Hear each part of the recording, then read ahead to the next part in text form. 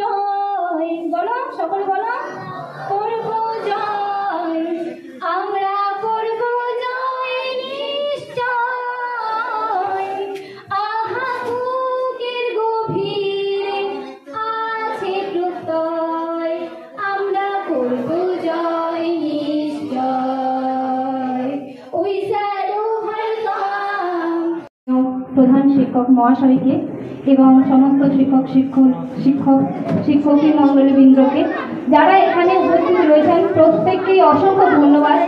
কারণ ওনারা আজকে আমাদেরকে এই সুযোগ করে দিয়েছেন যাতে আমরা জল জীবন মিশন আমাদের এই প্রকল্প নিয়ে আমরা এগিয়ে যেতে পারি এবং এই প্রকল্পের মূল বার্তা মানুষের কাছে পৌঁছে দিতে পারি। তো তার সুযোগ করে দিয়েছেন, অসংখ্য ধন্যবাদ ওনাদেরকে।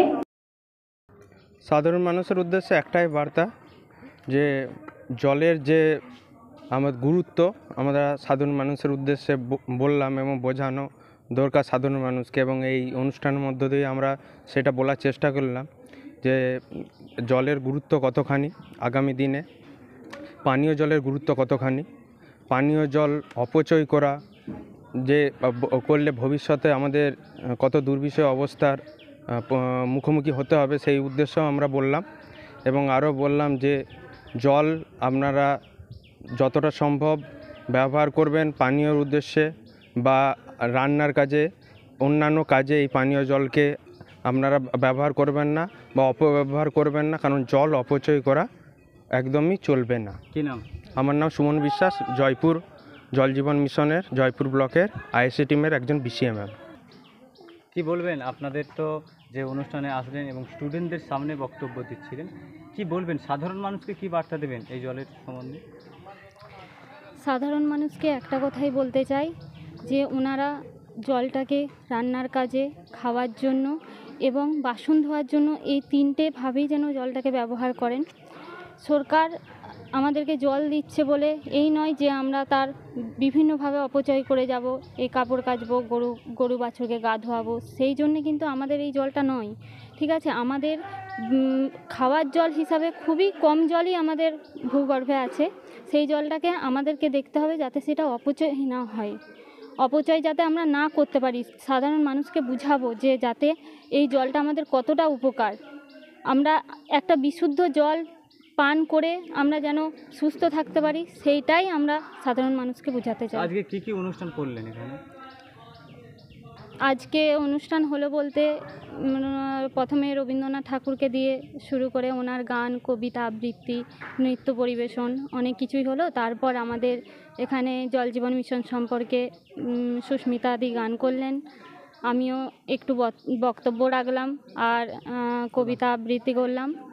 এবার বাচ্চাদেরও অ্যাক্টিভিটি দেখলাম যে বাচ্চারাও মোটামুটি ঠিকঠাক আছে, ওরাও অনেক কিছুই জানে, বলতে হবে যে আমাদের থেকে হয়তো বেশি কিছু জানে, যে হ্যাঁ ওরাও জানে যে না জল অপচয় করাটা ঠিক নয়। তো এখানে কে কে উপস্থিত ছিলেন, আপনারা ইনভাইট কাদেরকে করেছিলেন? এখানে উপস্থিত ছিল পঞ্চায়েত প্রধান, এই স্কুলের প্রধান শিক্ষক এবং শিক্ষক মণ্ডলী, আমার জয়পুর ব্লকের অল আইএসএ টিম এবং অসংখ্য ছাত্রছাত্রী, আর পঞ্চায়েত থেকে পঞ্চায়েতের কিছুজন মেম্বার উপস্থিত ছিলেন এখানে। গাছ লাগালাম, দেখলাম একটা গাছ লাগাচ্ছিলেন, কি বার্তা দেবেন গাছ লাগানোকে সামনে রেখে?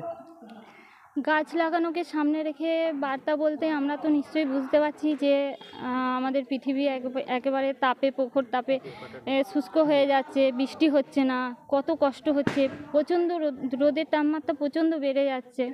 তাহলে এই পরিস্থিতিতে আমাদের মনে হয় যে আমাদেরকে গাছ লাগিয়ে পরিবেশকে শান্ত করাটাই সবথেকে বড় দরকার, এবং মানুষকে বোঝাতে হবে যে একটি গাছ একটি প্রাণ বলে।